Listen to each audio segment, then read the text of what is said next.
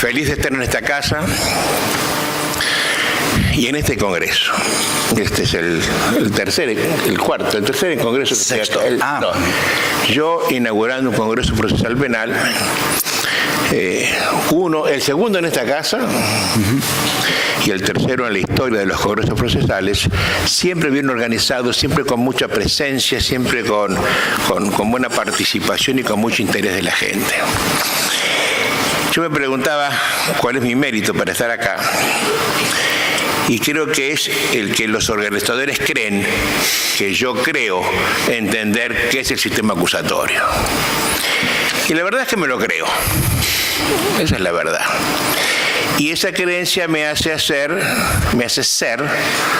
un crítico, de verdad un severo crítico del sistema, que está en la Argentina instalado desde 1994, cuando el gobernador Duhalde le encargó a un magistrado ya fallecido, Federico Domínguez, que organizara el sistema acusatorio lo mejor posible en la provincia de Buenos Aires.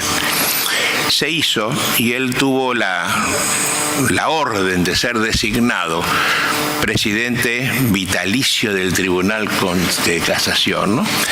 El único juez designado presidente por ley en la historia de la Argentina, no por votación de sus pares, y eso se hizo para que quien había hecho el código asegurara el cumplimiento de la idea, de la filosofía, de la ideología que sustenta el sistema acusatorio en la realidad. La verdad es que no funcionó. No funcionó porque las designaciones que se hicieron para cubrir los 165 cargos de jueces de garantía que en ese año se realizó, recayeron en un 70% en viejos jueces de instrucción, en viejos camaristas del sistema penal que estaban trabajando desde siempre, como yo, desde estudiantes, alrededor del sistema inquisitorial, que está en las antípodas de lo otro, ¿no? Son absolutamente incompatibles lo inquisitorial con lo acusatorio. Y fue necesario, un día ante una crítica que yo hice en un lugar de estos, que se estableciera una instrucción obligatoria para los jueces de garantía, para que entendieran la ideología, la filosofía, la técnica y la práctica del sistema acusatorio. Que puede ser oral o no, porque lo que pasa es que para que esto sea acusatorio pasa solo por la imparcialidad del juez. Pasa solo porque cada uno de los intervinientes en el proceso asuma el rol que le corresponda, sin subrogancia, sin suplencia, sin ayuda, sin hombros que se presten para llorar. Santa Fe accede a un sistema acusatorio ya hace unos años y también anda a los tumbos. Anda a los tumbos porque de verdad los jueces que han debido enfrentar el sistema han puesto más mira en la oralidad que en la filosofía garantista que tiene el sistema. Y eso me sirve a mí para comenzar esta charla que me le ha pedido mi querido amigo Claudio, para explicarles el porqué del problema y cuál podría ser una solución. No digo que sea la solución, podría ser una solución la que voy a proponer al final de esta charlita. Para explicarles el tema, yo necesariamente tengo que hablar de unas cosas preliminares. Tengo que hablar de la Constitución, del proceso y los sistemas de enjuiciamiento, cómo se construye el concepto de imparcialidad, explicar al fin qué es el acusatorio y terminar con cuál es el verdadero rol del juez, del sistema acusatorio. Atención, tanto si trabaja como juez de garantía como si trabaja como juez de juicio, que son jueces diferentes, con tareas diferentes y con filosofías diferentes. Voy a comenzar temas aislados. El primero, la Constitución Nacional. Ustedes saben que desde Vidal Campos para acá se dice que una Constitución bien hecha tiene tres elementos que la componen. las declaraciones, los derechos que otorga y las garantías que ofrece. Son declaraciones las que constituyen el marco dentro del cual el constituyente y el legislador tienen que actuar. No imponen conductas, tan solo dicen dónde estamos parados en el mundo. Por ejemplo, una declaración de la Constitución argentina. La nación argentina es una república. Otra es federal, no es unitaria. Declaraciones de la ley. La capacidad se adquiere a los tantos años. La jurisdicción marítima opera a partir de tantas millas marinas de tal parte. Son declaraciones. En ese marco, en el marco de la República, en el marco de la federalidad, etcétera, se otorgan derechos a la propiedad, la intimidad, lo que fuere. Y para resguardar los derechos en ese marco de declaraciones, el constituyente otorga garantías a los hombres de a pie, como nosotros, para que puedan defenderse frente al poder. Los argentinos, hay derechos que no tenemos. En los últimos años hay un interesante movimiento que paradojalmente sale de Venezuela, de Nicaragua, de Colombia el último, en el cual el constituyente hace un ranking de derechos. Establece derechos cierto orden para que el legislador los respete en ese orden por si tiene que hacer una ponderación, porque hay derechos vulnerados superiores e inferiores. La Constitución de Colombia, por ejemplo, que es paradigmática en esto, cuando dice derechos, establece como primer derecho el derecho a la vida. Tenemos un derecho a la vida. Quiero que recuerden, sobre todo la gente joven que acaba de salir de la facultad, que la Constitución argentina no consagra un derecho a la vida. No lo consagra. Me dirán, sí, está en los pactos internacionales que son parte de la... Pero no está en la Constitución, que es lo que yo quiero marcar ante ustedes. Porque no está en la Constitución, esto trae un montón de problemas. Si hay un derecho a la vida, es obvio que la Constitución no puede regular la pena de muerte. Es obvio que jurídicamente no puede aceptarse el aborto. Es decir, la consecuencia de que haya un derecho en la Constitución tiene implicaciones legales. Por ejemplo, que la vida humana tenga un valor, que para la jurisprudencia corriente no lo tiene. Derecho a la vida. Inmediatamente después, estas constituciones, en el orden del ranking que les estoy contando, marca el derecho a la libertad, con mayúscula. Es decir, el derecho a ser libres, a sentirme libre, a portarme y a comportarme como un hombre libre, sujeto a nada, a mi propia conciencia. Nuestra Constitución por segunda vez no trae un derecho a la libertad. Me dijeron ustedes, sí, pero el pacto, no, los pactos tienen otra cosa. Los jueces en los escritorios tienen los códigos y la Constitución, cuando las tienen. No tienen los pactos. Por tanto, si yo quiero resguardar la libertad, tengo que traerle el pacto de no sé cuándo para que él lo vea y ahora recordarle que el 94 ese pacto es Constitución. Tenemos la libertad de caminar, la libertad de votar, la libertad de asociarme, pero no el derecho a ser libre, que es más importante. Es lo primero que tiene que estar por encima de esas cosas. Un día le preguntaba yo al fiscal de Nicaragua, un hombre venerable, digo, ¿por qué el orden?, le dije yo. Y me contó una frase que me quedó para hasta el día de hoy. Señor doctor, me dijo, es que la vida sin libertad no merece la pena de ser vivida. Tiene que ser necesariamente el segundo derecho, el de la libertad. Porque no hay vida si no hay libertad. Y le pregunten eso a quienes están inmersos en las infectas cárceles que tenemos en América Latina, en Tegucigalpa, en la Asunción del Paraguay, en algunas provincias argentinas. ¿Y cuál es el tercer derecho? en estas constituciones de las que yo le estoy hablando es el derecho al proceso. Más importante que el derecho de la propiedad, que es el más importante de los derechos argentinos. En una constitución que en la época era correcta, pero hoy estamos hablando en otra época, en una posmodernidad que nos está asombrando. ¿Y por qué el proceso? Porque el proceso es la garantía. Yo tengo un derecho a ejercer la garantía.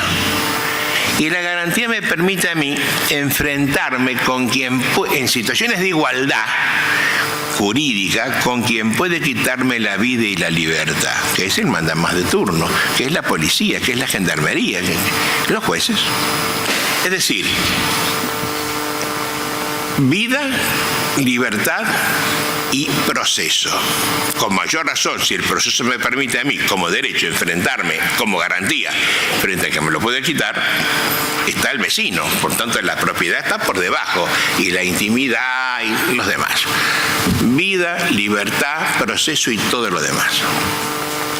Si esto es así, nosotros estamos en un congreso procesal sobre los tipos importantes del derecho. Los más importantes del derecho. Porque somos los que garantizamos la vida, la libertad y, con consecuencia, todos los demás derechos. Pero dije la palabra garantía. Y la garantía, me explica Vidal, las garantías, que son los medios que pensó el constituyente para ponerlos al servicio del hombre de a pie, para que él pueda defender sus derechos ante quien puede quitárselos. Y las garantías en la Constitución Nacional son 5.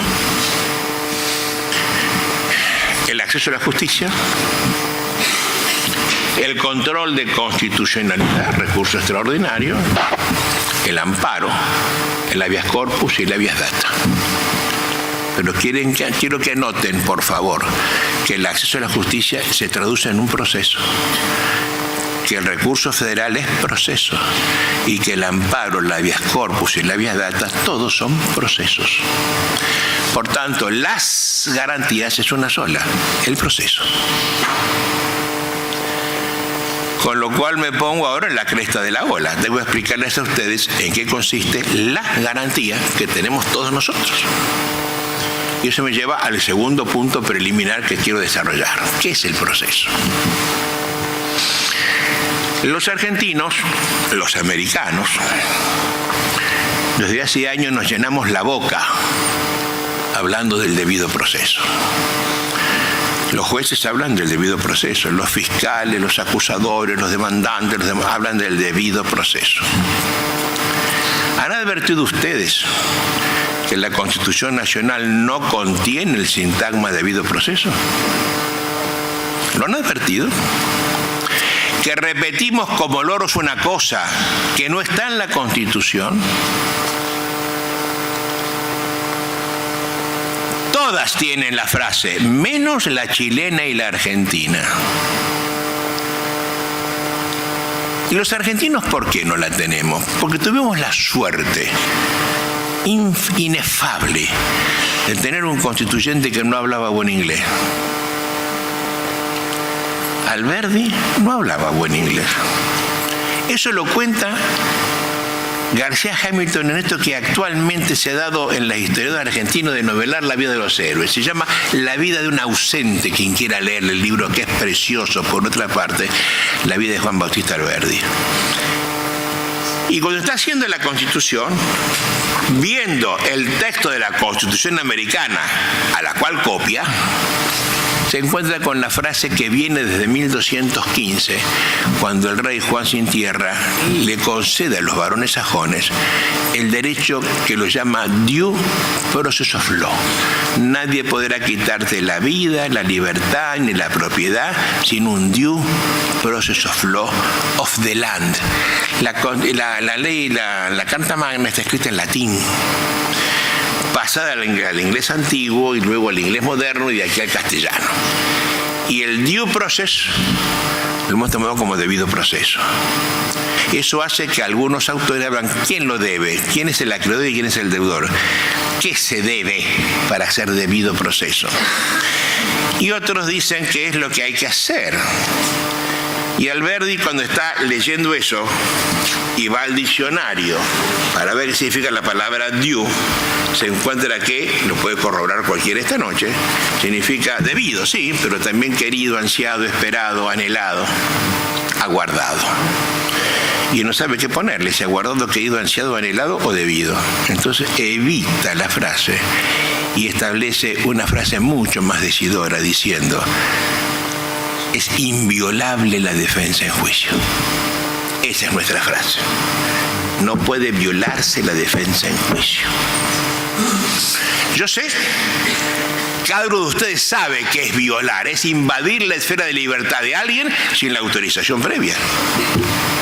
Yo me meto en su casa, si él no me deja entrar, estoy violando su casa.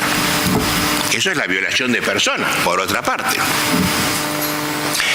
Cuando eso ocurre, ahora sí lo entiendo, es inviolable. Pero adviertan también que es inviolable la intimidad, inviolable la correspondencia, inviolable el domicilio. Todo es inviolable para la Constitución argentina, que me parece mucho más decidor que decir el debido proceso. Como todos somos improvisadores en este mundo, y por tanto improvisadas las cosas que decimos, nos llenamos la boca hablando del debido proceso y nadie lo define. Los invito y los desafío. Díganme un autor constitucionalista o un autor procesalista o un fallo de una Corte de Justicia cualquiera, desde la Nacional para abajo, las que quieran, que define en términos asertivos qué es el debido proceso. Ninguna lo hace. Por ejemplo, si yo llevaré esto al ejemplo de esto no es una botella, no es un teléfono, no es un micrófono, no es una mesa. Si yo defino por la negativa esta copa, puedo estar, cuanto más culto sea, más cosas puedo decir que esto no es. Pero tengo que decir, esto es una copa, porque siendo de cristal está cerrada por abajo y sigue abierta por arriba, ver lo que contiene e inclusive puedo beber, si es que tiene agua o alguna otra cosa. Como lo hago ahora. Nadie lo hace. Vean ustedes la jurisprudencia de las Cortes. No es debido proceso aquel en el cual se violenta la defensa, la sede del juzgado, se violenta el plazo para recurrir, la posibilidad de recurrir, la posibilidad de prueba. Siempre no es. Y nunca nadie dice qué es. Por tanto, afirmo que nadie sabe qué es el debido proceso. No solo porque no saben qué es la palabra debido, sino porque tampoco saben qué es la palabra proceso. Quiero que recuerden, cuando estudiaban la materia nuestra, y llegaron al punto crucial de todas las materias que se llama naturaleza jurídica del proceso, cosa horrorosa, si recuerdan lo que era enfrentar ese tema, estudiar lo que no es para saber lo que es. Nos dijeron que era un contrato, un cuasicontrato, una situación, una relación. Yo recuerdo 18 cosas que se dijeron de lo que era el proceso. Si se dicen que el proceso son 18 cosas diferentes, en rigor nadie sabe qué es el proceso. Por tanto, si yo no sé qué es la palabra debido ni qué es la palabra proceso, ¿qué estamos jugando para enseñar a los alumnos del debido proceso? No lo sabemos. Porque no lo sabemos y hemos andado a los tumbos desde el año de 1492 hasta el año 1994 con un sistema inquisitorial perverso que viene del juzgamiento inquisitorial hecho por algunos monjes dominicos contra judíos, principalmente. Y ese sistema inquisitorial, que es un sistema de enjuiciamiento donde el juez es un investigador, el importante es el juez. Y las partes son la 50ª persona después de nadie. Tanto así que en mi época de estudiante, el imputado era el objeto del proceso. Atención, la persona era el objeto del proceso, ¿no? Y yo me crié con eso, ¿eh? En los últimos 480 años se ha escrito del proceso en estas condiciones. Y se subió la figura del juez y se bajó la figura de las partes. El fiscal era nadie, el defensor menos que nadie, el imputado el objeto, el actor civil menos que nadie, el demandado una persona que no existía. Cuando yo hablo de un acusatorio, de un sistema, no estoy hablando de un trámite, hablo de una filosofía, hablo de una política que está sosteniendo una idea.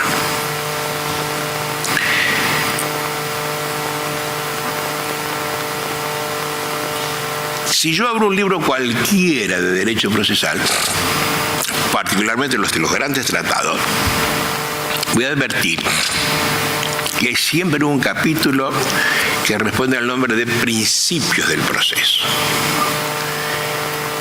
Y cuando lo veo, empiezo a buscar, allí hay un inventario de palabras. Hablo del principio de igualdad, del principio de inmediación, del principio de imparcialidad, del principio de oralidad, del principio de congruencia. Me los aprendo, los digo de memoria, me aprueban la materia y me recibo de abogado. Y sigo hablando de principios. Hasta el día de hoy no se nos cae de la boca la palabra principios. Pero si yo pienso el derecho, y los invito a todos a que alguna vez lo piensen, y si no lo han pensado, los invito a que repiensen el derecho, no me negarán que, viendo ese largo inventario de cosas que se llaman principios, hay que las cosas más diversas. Por ejemplo, hay principios que se presentan invariablemente como pares antinómicos. Oralidad o escritura, mediación o inmediación, libre desenvolvimiento o preclusión. Y eso hace que cuando el normador decide normar, tenga que elegir uno u otro. El proceso no puede ser oral y escrito al mismo tiempo. No hay mediación e inmediación al mismo tiempo. ¿Es una cosa o es la otra? Hay un montón de estos, en rigor casi todos. Pero hay otros principios que se presentan invariablemente como unitarios, porque no admiten lógicamente un par antinómico. Por ejemplo, imparcialidad del juez. ¿O qué? ¿Parcialidad? ¿Qué hipocresía tendríamos nosotros si un proceso se hiciera ante un juez parcial? Yo digo contra Claudio, y el juez es la mamá de él, yo soy boleta el momento mismo que empecé el pleito. La mamá no lo va a cuidar mucho, como mi mamá a mí frente a él. ¿Cómo podría decir las partes son desiguales en el pleito? Si la desigualdad es la regla, porque la vida me pone en desigualdad, aquí somos todos desiguales, gracias a Dios, hombres, mujeres, largos, flacos, gordos, de todo hay de acá. En el proceso, si no nos igualamos jurídicamente, el proceso suena farsa. Entonces, la igualdad no admite un par antinómico. La desigualdad me la da la vida. En el proceso tengo una igualdad jurídica. Esa es la garantía de igualdad que me brinda la Constitución. ¿En qué consiste? ¿Que el patrón no sea obrero, el obrero patrono en el proceso? No. Parece solo la igualdad jurídica que se presenta en lo que se llama bilateralidad del instar. ¿Qué quiere decir? Que todo lo que el pretendiente dice o hace es puesto en conocimiento del resistente para que el lague diga lo que quiera. Y todo lo que el resistente dice o hace es puesto en conocimiento del pretendiente para que haga lo que quiera. Y se terminó. Eso es lo que hace el juez. Conecta una instancia con la otra con el uno. Y se acaba la igualdad. No hay una igualdad real. No puede haberla. A pesar de que el sabalaje cree que sí. Si bien lo miran, la imparcialidad asegura la igualdad. Porque si el juez es parcial, es siempre parcial a favor de alguien. Y a favor de alguien está en contra del otro. Y cuando esto ocurre, las partes son desiguales. Por tanto, si ustedes bien lo miran, la igualdad es la consecuencia de una imparcialidad bien concebida. Hay dos palabras más que están ahí adentro que me siguen molestando, porque se presentan aparentemente como pares antinómicos y sin embargo no lo son. son la palabra principio acusatorio y principio inquisitorio, dispositivo o inquisitivo. ¿Por qué no estarían? A ver, yo le doy a los unitarios el nombre de principios, para entender de qué estamos hablando. Y a los contradictores, a los pares antinómicos, les doy el nombre de reglas. Reglas de procedimiento, reglas de sentenciamiento. Parecen reglas, porque son antinómicas, y no son reglas, sino un conjunto de reglas y o de principios. Y entonces a ese conjunto de cosas la ley le da el nombre de sistemas. Hablo entonces de un sistema acusatorio y de un sistema inquisitorio, sistemas de enjuiciamiento. Ustedes hacen que yo tenga que definírselos, les diría, el sistema acusatorio, atención, ideado por Juan Sin Tierra, frente a los varones sajones que los aprietan para que deje su perversa manía de quitarles dinero, se presenta históricamente como un límite al poder. No es un trámite, es mucho más importante que un trámite, es el límite al poder. ¿Y en qué consiste este límite? En que Juan Sin Tierra se despoja de la facultad de juzgar a los varones y le dice: yo nunca más los juzgaré, nunca más. Y aquí en adelante, ustedes se juzgarán entre ustedes. 25 pares serán menester que se pongan de acuerdo para quitarle a uno la vida, la propiedad, etc. Ese es el origen del juicio por jurado. 25 unánimes, atención, no mayorías, ni simples ni calificadas, unánimes. Y lo segundo, que se entiende si se comprende que los ingresos son afectos en todo el common law a la equidad, hasta el punto que muchos no tienen ley. ¿Sabes que no hay codificación en un montón de estados de Estados Unidos? Le dice una frase muy importante que luego aparece para mí es cosa común porque está en mi Constitución. Para condenarlos, cualquier condena tendrá que hacerse a base de una ley vigente con anterioridad al hecho del proceso. No valen las leyes posteriores. La ley estará en vigencia antes de acaecido el hecho del proceso. Es una resolución fenomenal, ¿no? Eso lo hace el rey, que es el dueño de la pelota, el que hace la ley, el que la administra y el que la juzga. Yo no te juzgo más, a otras personas. Eso que así aparece como límite al poder se desconoce históricamente cuando la mal llamada Santa Inquisición. En rigor, la Inquisición española, en la cual ciertos frailes dependen de la corona de España, que sale a perseguir judíos para hacer una caja importante de dinero. Esto lo hace Fernando de Isabel la Católica, ¿no? Que no era tan católica, por cierto. Y entonces ahora es el sacerdote convertido en juez, con todo el tiempo del mundo lo mira a Claudio y le imputa algo, le mete el dedazo. Mataste. Y la perversión del sistema está en 1490 hasta hoy, en que esta acusación que hace el juez la hace ante sí mismo. Esa fue la instrucción. Y ahora, como yo acepto mi propia denuncia, salgo a investigarlo, salgo a probar. Me convenzo rápidamente de la razón que tengo, porque estoy enamorado de mi razón, y ahora lo condeno. Fue necesario llegar a la Revolución Francesa para separar el juez de la instrucción después de la sentencia. Sin embargo, el juez de lo correccional en la República Argentina es un juez de instrucción y de sentencia. Juez de falso, un juez de instrucción y de sentencia. Es decir, está dándose lo que yo les estoy contando que pasa en la antigüedad con los monjes dominicos, ¿no? Y eso cala en profundidad en la ley. Y cala en Francia, cala en Alemania, cala en Italia, cala en España y por tanto en la Argentina. Yo me formé en un sistema inquisitorial en el cual la acción penal la lleva el juez. Y por tanto el juez penal prueba.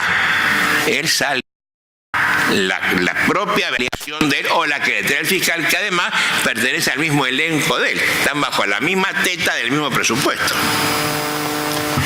Santa Fe es la pionera hoy, donde el fiscal es independiente, no depende del presidente de la Corte. Yo creo que adviertan que nosotros hemos sido formados en eso. Y cuando nos dicen, mire, hasta ahora es así, desde mañana va a ser así, y nadie nos prepara para hacer este giro, nadie nos enseña en qué consiste la ideología, la filosofía, la doctrina y la práctica del sistema acusatorio, nosotros seguimos actuando como jueces inquisidores. Porque lo hemos mamado. Esa es la teta que yo mamé. No comprendemos en qué consiste esto. Yo se los quiero explicar en qué consiste. Porque siempre entendí que la imparcialidad era no tener directo ni indirecto, mediato ni inmediato en el resultado de un pleito. Yo estaba comiendo con un ministro de la Corte Suprema de Chile, a quien admiro. Lo escuché hablar, me decía cosas sensatas. Y toda mi vida, cuando escuché un tipo que decía cosas sensatas, me le pegué, porque el consejo que los doy a los jóvenes, ¿no? Cuando alguien dice una cosa sensata que es tan difícil que se diga en este mundo, péguensele, porque por homo, si alguna idea se pega, éramos los dos, estamos comiendo y los dos éramos viejos profesores de procesal y los dos éramos camaristas antiguos. Y él me dijo, ¿usted se dio cuenta, Alvarado, de que a los jueces nos exigen tener una destreza para la cual nadie nos preparó? Yo lo miré y dije, destreza, para mí destreza es tirar de ataque, es arrimar la bocha al bochín. ¿Qué destreza?, le dije yo. Me dijo, la de la imparcialidad. Qué cosa obviedad, ¿eh? Y me pregunta, ¿qué es la imparcialidad para usted?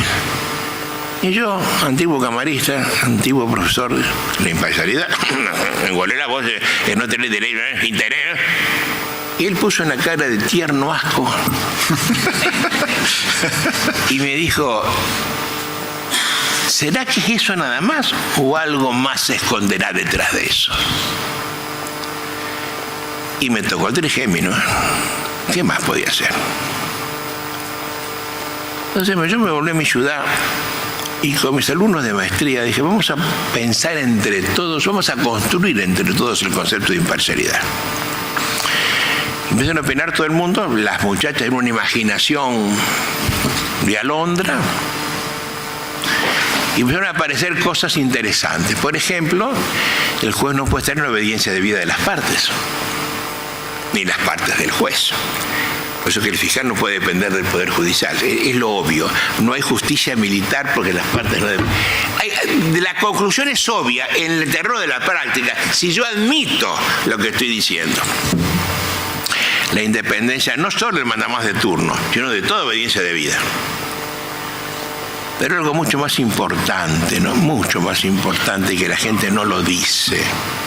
¿Saben qué es? Es la independencia de todo prejuicio. Un prejuicio judicial es fallar con algo que no está revelado ni probado como un hecho. Que yo tengo un impacto. Fallo a base de cosas que yo sé y los demás no saben. Decía Ortega, yo soy yo y mis circunstancias. Me gusta decirlo siempre igual, por eso van a escuchar la misma cosa siempre. No, yo, Adolfo Alvarado, hablando entre ustedes, soy yo y la leche de mi mamá. Y el primer soplamocos de mi papá. Cuando le levanté la voz, me puse en vereda y nunca más. Y soy la maestra de la cual me enamoré perdidamente a los 6 años. Y a quien recuerdo todavía. Y el profesor que me marcó de por vida en la universidad. Todos hemos tenido un profesor que nos marcó, ¿no? Eso es este señor que está acá. Y tiene cosas que le gustan, cosas que no le gustan y cosas que le disgustan. Y se las tengo en el pecho. Nadie sabe si me gusta o no me gusta la negritud. Y entonces yo puedo pensar cosas que me afectan en cuanto al color de la piel, a la religión, al sexo, al gusto sexual, a tantas cosas. Y eso yo lo tengo acá adentro, nadie lo sabe. Pero si yo fallo este asunto con lo que tengo acá adentro, lo saco del control de los interesados. Y el proceso es control. Decía Rosas, el primer profesor en esta casa, quid custodiet custodies. ¿Quién custodia a los custodios? Las propias partes. Si no hay forma de que esto funcione. Es obvio que el juez controla las partes, las dirige. Las partes entre sí son contrarias. ¿Cómo controlan las partes al juez? Si no tienen argumentos, no tienen elementos, es imposible que lo hagan. Y para eso se inventó el sistema acusatorio, que lo defino así. Es el sistema que respeta los principios procesales sin interesar qué regla procedimental le pongo al lado. Es un proceso acusatorio si yo tengo un juez imparcial. Atención, no importa si yo lo he escrito, esto es secundario. Si hay mediación y mediación, esto es secundario. La acusatoriedad pasa no por la realidad, no por la inmediación, pasa por la imparcialidad del juez. Y el sistema inquisitorio, el tipo de enjuiciamiento que carece de principios porque no hay imparcialidad y se maneja con puras reglas. El procedimiento habla de oral, escrito, así. El procedimentalista pone la mira en la oralidad, yo lo pongo en la imparcialidad. No puede ser que la constitucionalidad dependa de la oralidad, como dice Bindes. Porque los argentinos tienen un proceso constitucional en los últimos 150 años. Y sin embargo son válidos. Y quiero que sepan, para terminar este tópico, que hoy hay dos tendencias en el derecho judicial: activistas y garantistas. Y que lo único que nos separa es el concepto de imparcialidad. Para el activista, que se maneja con un sistema inquisitorial, es no tener interés. Para el garantista, que se maneja con la Constitución y dentro de los procesos acusatorios, es no tener interés, no tener prejuicio, no tener obediencia debida. Me falta una palabra más. No les hablé del interés, que es la imparcialidad propiamente dicha. Les he hablado de la independencia, del mandamás, de la obediencia debida y de todo prejuicio. Y ahora me falta la palabra imparcialidad. El juez, para ser imparcial, ahora genéricamente considerado, debe practicar la imparcialidad. ¿Qué es eso? El término lo acuñó un profesor español. Y dice, si el juez es no parte, por eso hace la imparcialidad, no puede ni debe hacer las cosas que hacen las partes. Esto es de toda lógica. Es tan obvio lo que estoy diciendo que les faltaría el respeto si yo insistiera con esto. ¿Y qué hacen las partes? Abogan, los jueces no abogan. Impugnan, los jueces no impugnan. Alegan, los jueces no alegan. Las partes prueban. ¿Los jueces cómo? ¿No prueban? ¿Cómo que no prueban? Si prueban todos los días. Por eso se inventó las medidas para mejor proveer. Eso es un sistema inquisitivo. Un acusatorio no puede ser.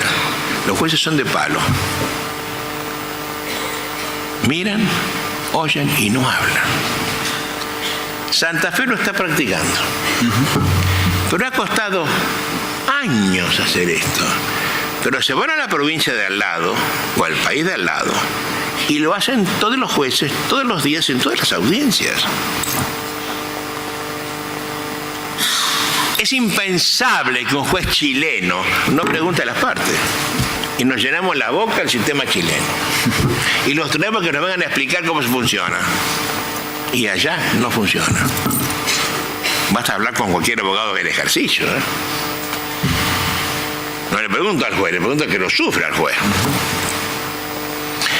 Bueno, entonces el juez, en estas condiciones, ¿qué es lo que es? El juez es garantía, es el garante del sistema. Es el hombre más importante del sistema.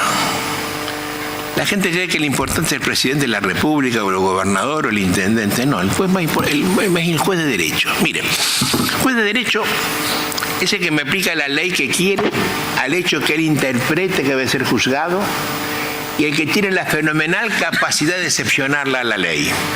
Mataste, pero yo digo que fue legítimo defensa, te dejo afuera.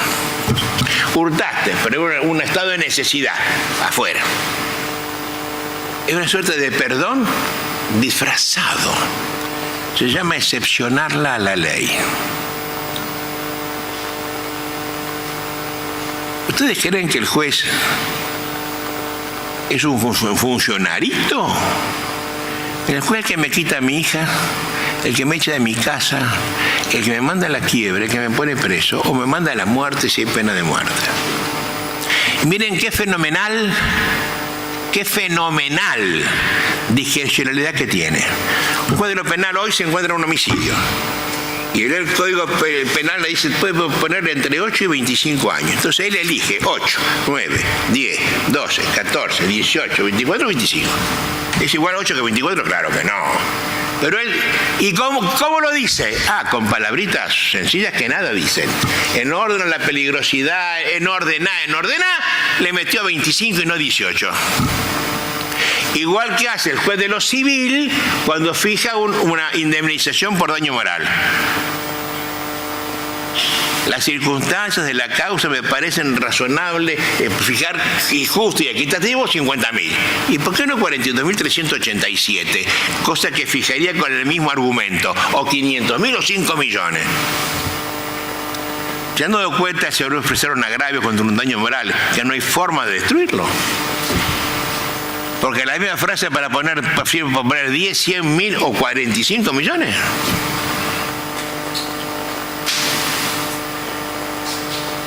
Ese señor es el que ejerce de verdad el poder. Ese señor lo suplanta Juan Sin Tierra. Cuando Juan Sin Tierra dice, es conmigo el asunto, o lo dice con el juez. Por tanto, el juez limita su poder fenomenal frente a las partes. Por eso es que en un sistema inquisitivo, el juez es el personaje y las partes están a su servicio. Esto se llama sistema publicista. El acusatorio, que es el sistema privatista, el juez, fenomenalmente importante, se coloca al servicio de las partes. ¿Quiénes son las importantes? El fiscal y el defensor. Y el imputado, que es parte, no objeto. Las partes están arriba y el juez, el más importante de todo, al servicio de ellas. No al revés. Esto no lo hemos advertido todavía. Hicimos que todo esto es un tramitecito. Un día me dijo un tipo, que vos sos un tipo muy inteligente, ¿cómo lograste hacer una maestría de un simple trámite? 2 años estudiando un tramitecito.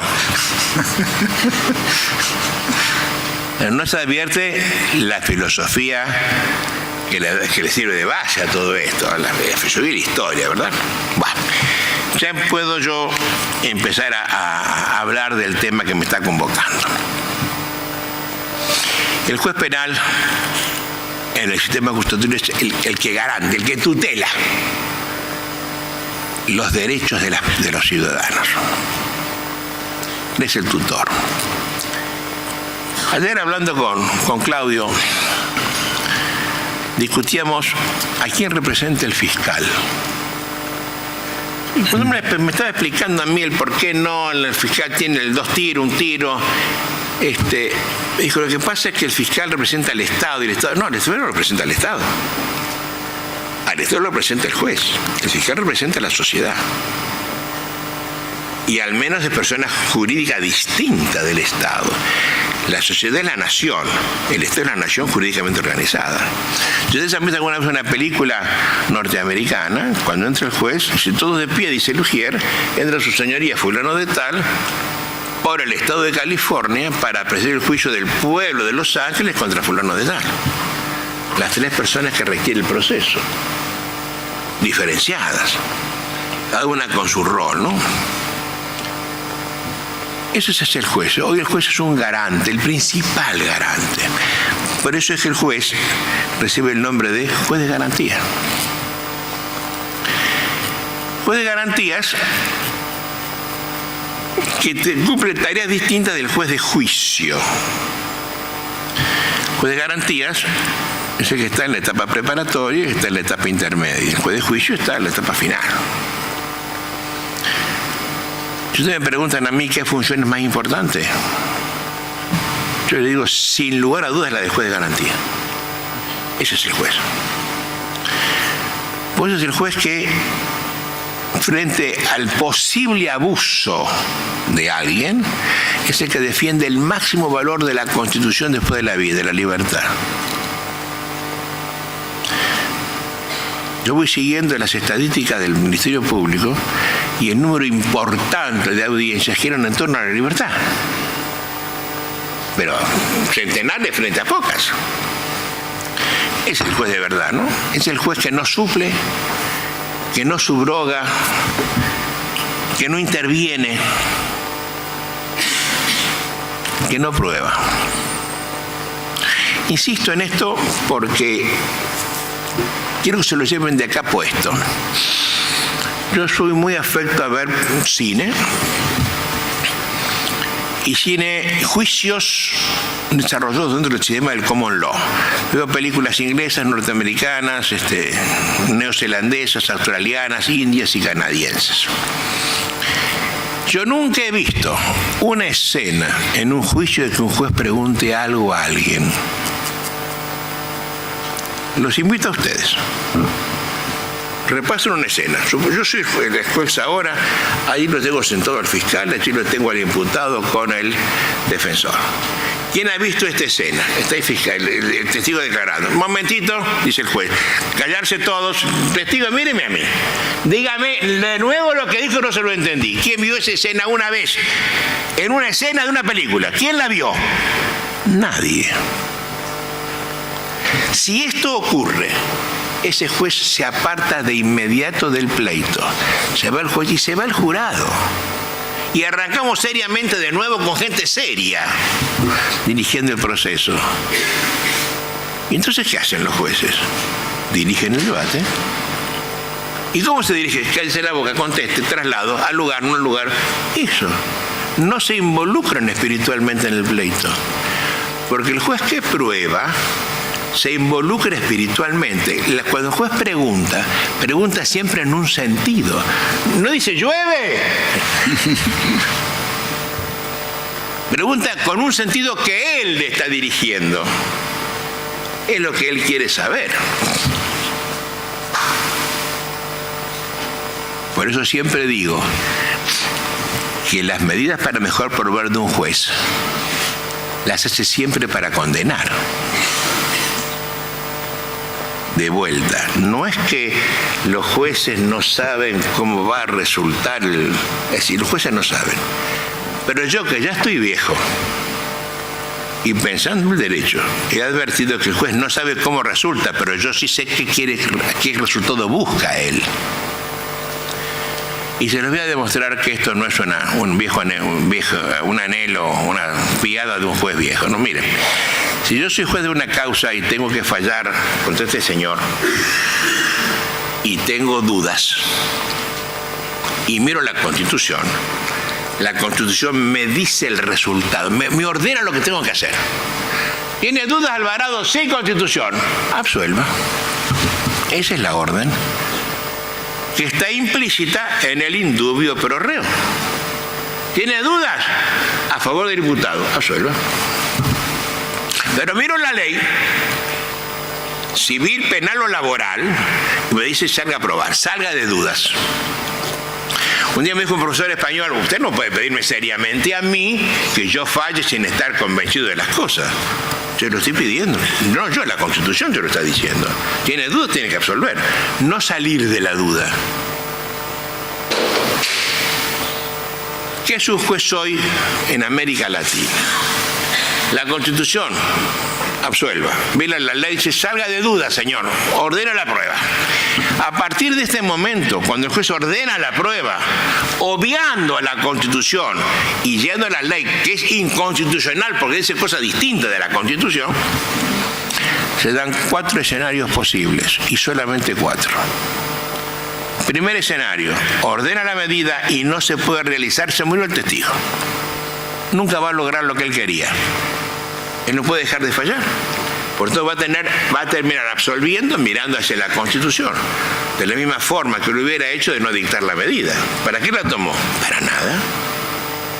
Segundo escenario posible, dicta la medida, se realiza y sale anodina. Ni fu ni fa. Unos aires de dudas. Está en el mismo estado que antes. Por tanto, como tiene que resolver y no puede salir de la duda, al final tendrá que mirar a la Constitución y decir, te absuelvo en favor del imputado. ¿Para qué la hizo? Para nada. Tercer escenario posible. Dicta la medida y sale a favor del imputado. Qué bueno. Ahora se convence de la inocencia. Absuelve. O, en el peor de los casos, sigue en estado de duda. Y va a resolver lo mismo mirando hacia la Constitución. 3 escenarios. No se realiza, sale anodina, a favor del imputado. El juez va a absolver siempre. 4 escenario posible. Dicta la medida, se realiza la prueba, en contra del imputado, se convence de la autoría y lo condena. Gente, pónganse la mano en el corazón y díganme para qué lo hizo. Para condenarlo. No hay otra posibilidad. Él busca la condena. Yo hoy, abogado viejo, un juez me ordena una medida para proveer, lo recuso con causas por prejuzgamiento. No me llevaron a la punta, ¿no? Pero yo abro camino, abro puertas con esto. O sea, no pueden hacer más, ¿no? Y de hecho no me lo hacen. Bueno, el juez en estas condiciones, entonces veamos qué tendría que hacer un juez el juez de lo penal. Si el juez es de garantías, tiene que aplicar en la audiencia preliminar, tiene que aplicar el mismo principio constitucional in dubio pro reo.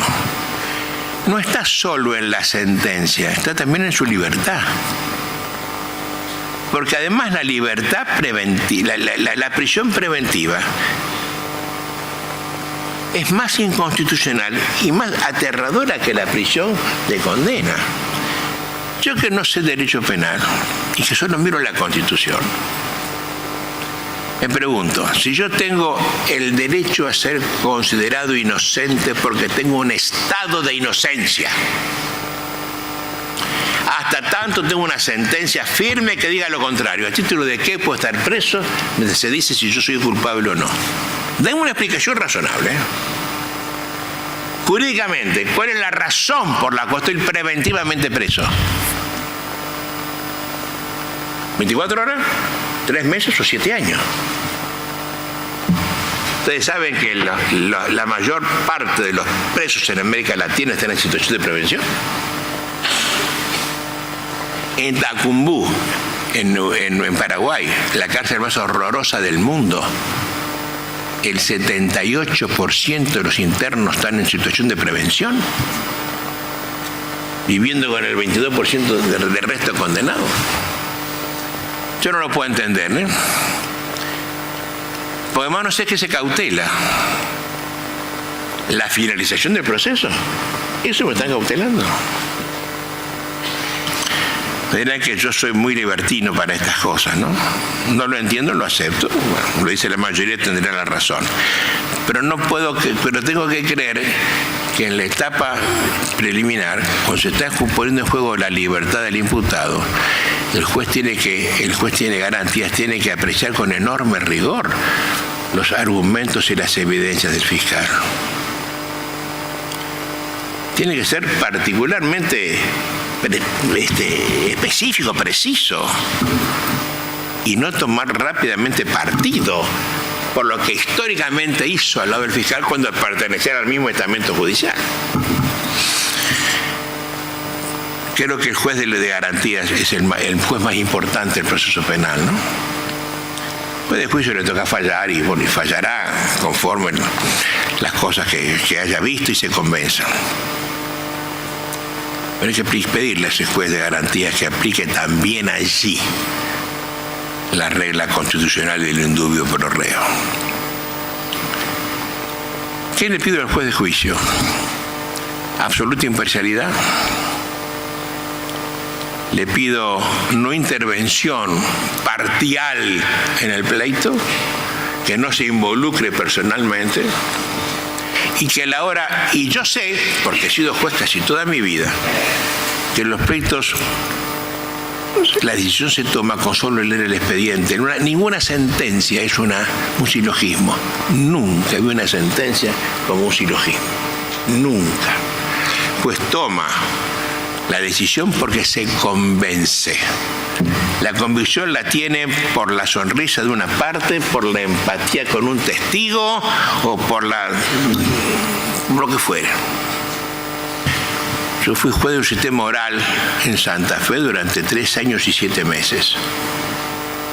Y sé que el pleito, una testigo bonita, de ojos claros y pelo rubio, de escote bajo y falda alta, convence al juez viejo de mi edad rápidamente.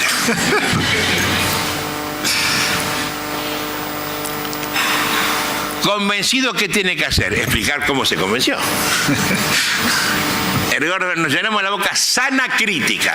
Qué cosa absurda, ¿no? ¿Qué es la sana? ¿Alguien podrá decirme alguna vez qué es la sana crítica? En el sintagma aparece a mediados del siglo XIX en la ley de quiebras española para explicarle que los jueces no debían ser dogmáticos. Una crítica no sujeta al dogma, eso es la sana crítica. Y seguimos hablando y me dicen, engolando la voz, la sana crítica son las reglas de la lógica y de la experiencia personal que le indican al juez qué lo debe. ¿Y qué es la experiencia personal? Sino el conocimiento personal del juez, prohibido como factor de juzgamiento de la ley de partida. Miren, yo lo que le pido es que me expliquen, dejen la sana crítica a un lado. Explíqueme con palabras razonables que yo pueda entender por qué usted se convenció. Y dígame también, tratando la prueba de descargo, ¿por qué no lo convenció la prueba de descargo? El juez tiene el deber de ver toda la prueba, explicar por qué dice que sí a uno y le da valor convictivo y puede decir que no a otros. La jurisprudencia inquisitorial de nuestra Corte, que hay que tenerlo presente para dejarlo de lado, ha dicho sistemáticamente que los jueces no están obligados a seguir todas las pruebas de las partes, con lo cual yo tengo 14 testigos y los dejo de lado sin explicar por qué los dejo de lado. Y eso me parece a mí que es inconstitucional, ¿no?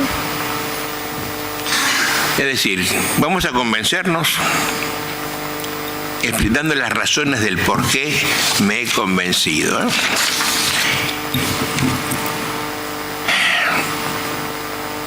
Le voy a pedir, finalizando la idea, protagonismo acusatorial constitucional al juez de garantía. Al juez de juicio, lo mismo, imparcialidad para hacer que el acusatorio sea verdad acusatorio. Y atención, y no aplicación de la regla iura novit curia. Estábamos en Azul y alguien dijo, che, ¿qué es eso del iura novit curia? ¿De dónde sale eso? Y eso significa que el juez conoce el derecho, ¿no? Y lo aplica más allá de que las partes lo hayan o no alegado. Y nos pusimos a estudiar de dónde salía. Y eso aparece en una sentencia del año 1927, en la Cámara Penal de Buenos Aires. En un juicio penal, correccional entonces, un fiscal imputa hurto a una persona, le pide creo que 2 años de prisión, que era lo máximo de la pena, y el defensor dice, no fue hurto, y si no tengo ningún antecedente, no me dio, dame 6 meses. Entonces el litigio está entre hurto, 2 años, no hurto, no, absolución, o en su defecto 6 meses. Lo que hace el juez dice es hurto y te doy 2 años. Esa es la sentencia del caso. El fiscal lo aplaude, la consiente expresamente. El imputado apela, va a la cámara y el camarista de turno dice, caramba, advierto que al momento de hacer lo que el juez dice que es hurto, rompió una ventana. La ruptura de la ventana es fractura y el hurto con fractura se llama robo. Por tanto, estuvo mal procesado. Entonces yo, sin tocarte el hecho, te recalifico la pretensión del fiscal y digo que fue robo y te condeno a 4 años. El señor fue por lana y salió trasquilado. Porque conforme a la regla de la congruencia, lo que la Cámara debe decir ¿era hurto o no hurto? No que fue robo. Porque el hombre sale condenado por algo de lo cual nunca se defendió, que es lo que no se ve en el tema. Y eso sigue vigente hasta hoy. En la Argentina, en todas partes. En Uruguay, en Chile, en Paraguay, todos los días. Más allá de la grosería judicial, hay una grosería constitucional contra el imputado que no fue acusado y no se defendió. Y eso lo copiaron los jueces de lo civil. Y cuando lo copiaron, dijeron, usted lo demandó por compraventa. Bueno, no, pero fue permuta. Y yo te cambio, te recalifico y te condeno por incumplimiento de la permuta. Pero el tipo no se había defendido de la permuta, se había defendido de la compraventa. Lo que había que hacer era rechazar la demanda y que vuelvan a demandar. Cosa que los jueces piadosos y sistema inquisitivo no les gusta hacer, ¿no? Por eso insisto que el juez de garantía, el juez de juicio no puede aplicar esa norma. Y ya termino. Para mostrar cómo veo yo esto de la prueba, que es lo que más me preocupa, ¿no? Porque la prueba por los jueces desvía el camino por el cual las partes están litigando. Les cuento un hecho en el cual fui testigo presencial y con eso termino de verdad. Hace muchos años el tribunal estaba en la Facultad de Derecho. La sala penal estaba ubicada donde estaba el actual decanato. Y un día un abogado, en un que se llama Martín Fierro, le dice, usted está muy bonita, una mujer casada, no sé, la mujer va y se le queja a la mujer de un juez. Y el juez sintió que le había faltado a su mujer y fue y lo retó a duelo al abogado. El abogado era un tipo importante, tiraba espada, llevaba pistola, andaba en avión, corría carreras de auto. Y el juez era un pusilánime chiquitito, pero se animó, ¿eh? Entonces a los 2 secretarios, que éramos Jaime Maguire, que todavía vive, y yo, nos manda para hablar con el abogado a quien lo reta a duelo. Que se sorprende primero. Después lo toma divertido. Él lo que hace es nombrar a otros 2 colegas de padrinos que estamos haciendo nosotros, y nos juntamos los 4 en el Augustus para ver cómo iba a ser el duelo. Bueno, en ese momento, el entonces diputado Rodríguez Araya le había roto la cabeza al general Larcher de un hachazo, de un sablazo, y los diarios habían dicho que los fiscales tenían que actuar porque era el duelo, era prohibido, era delito. ¿Todavía sigue siendo el delito? Ya no. Entonces, bueno, ¿qué hacemos? Bueno, vamos a hacer una cosa. El presidente de la Cámara Penal, que era el doctor Carrera, José Carrera, un viejito encantador, le gustaban los libros de caballería, le gustaban estas cosas. Y vamos a decirle a él si él quiere dirigir el duelo. Si el presidente de la Cámara Penal nos dice que sí, vamos tranquilos. Preso ninguno. Vamos a verlo. Todos conmigo, éramos todos muchachitos. Y cuando le contamos lo que estábamos haciendo, el viejo se enloqueció. Dijo, yo pongo la pistola. Yo tengo un juego de pistola precioso. Bueno, entonces él fija el día y la hora. Los duelos se hacen como para tipos que son evadores de puerto. A las 5 de la mañana, está recién, hay niebla, no sale el sol, hacía un frío, y fuimos allá pasando al Verdi, lo que hoy sería Capitán Bermúdez, no sé, pasando al Verdi, Baigorria. Fuimos nosotros dos con nuestro juez, el otro fue con su muchacho, y al rato aparece una catramina que tenía la cámara con el chofer, con el viejito que bajó, puso un atril pequeñito y trajo una caja de madera de este porte. Saludó, la abrió, sacó una pistola de larga así, con un solo tiro, la miró, la sopló, le puso la bala, se la dio al juez. Hizo lo mismo, se la dio al abogado, y carga una tercera pistola. Yo no la había visto nunca, la tercera pistola. Hace lo mismo con toda la prolijidad, carga, le pone la bala, la tiene, y ahora la pistola la tiene así. El señor les dijo: yo soy el director del lance, esto se va a hacer conforme las reglas de la caballería, se pondrán ustedes de espalda contra espalda, irán caminando al tiempo que yo cuente de 1 a 20, cuando llegue a 20 se darán vuelta y se dispararán. Ojalá que no haya espera que lamentar, y si no, que Dios se apiade del alma del muerto. Cuando están, los pone detrás, 1, 2, 18, 20, se tiran, y los tiros salen para cualquier lado. Yo pienso que él había arreglado la pistola, ¿no es cierto? Pienso. Entonces, bueno, amíguense, ya el honor está lavado, dijo, esto ha terminado, les obligó a darse la mano, y ahora él dijo: los invito a un chocolate con churros al Augustus. Y nos vinimos todos contentos a las 7 de la mañana, corriente y cobra, tomando chocolate. Con los años, me recuerdo esto, y digo: caramba, ¿qué hubiera pasado si en lugar de terminar todo tan lindo como terminó, y tomando chocolate a costa del presidente de la Cámara, que no era poca cosa,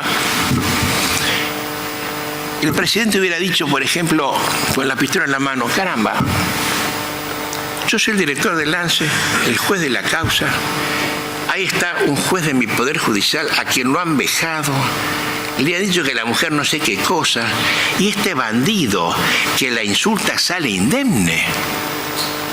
Dios no existe si esto pasa. Yo tengo que hacer justicia en homenaje al juez, al sistema, a mi corazón. ¡Pum! Y él le tira un tiro.